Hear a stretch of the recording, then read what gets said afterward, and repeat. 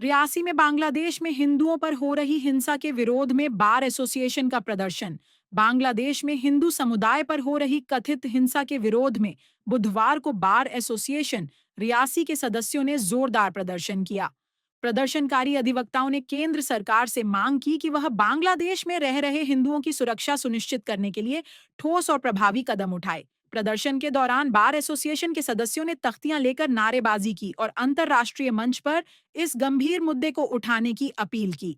अधिवक्ताओं का कहना था कि पड़ोसी देश में अल्पसंख्यक समुदाय के साथ हो रही हिंसा मानवाधिकारों का खुला उल्लंघन है, जिसे किसी भी सूरत में बर्दाश्त नहीं किया जा सकता।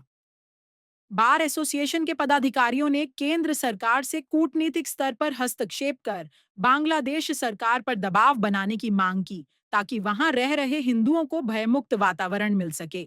प्रदर्शन शांतिपूर्ण रहा और सभी सदस्यों ने एकजुट होकर अल्पसंख्यकों की सुरक्षा के लिए आवाज बुलंद की। जो कंट्री बनाई है वो आप सबको पता है कि हिंदुस्तान ने ही बांग्लादेश की नींव रखी और आज वहाँ जो मिनॉरिटीज़ में जो हिंदूज़ हैं उनके साथ अत्याचार हो रहे हैं और पिछले दिनों से ज़्यादा जो सरकार हिंदुओं पर अत्याचार कर रही है बांग्लादेश की, तो हम बार एसोसिएशन भी इसको कंडेम करती है। जैसे जम्मू बार एसोसिएशन ने भी कल प्रोटेस्ट किया था बांग्लादेश सरकार के ख़िलाफ़, और ऐसे ही जम्मू के साथ रियासी बार एसोसिएशन भी आज बांग्लादेश सरकार के ख़िलाफ़ प्रोटेस्ट कर रही है।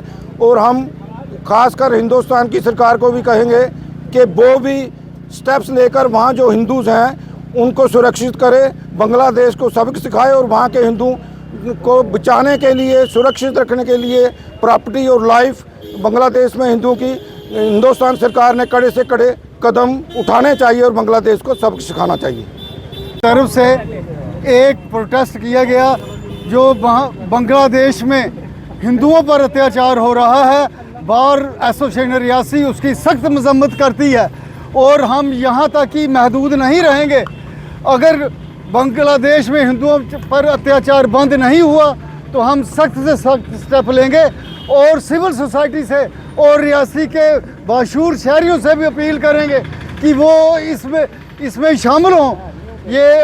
और हम हिंदुस्तान सेंट्रल हुकूमत से भी ये इस दुआ करते हैं कि वो एक सख्त मैसेज दे बांग्लादेश को कि इन पर अत्याचार बंद करें, इनकी प्रॉपर्टीज़ को और इनकी जानो माल की सुरक्षा को महफूज किया जाए।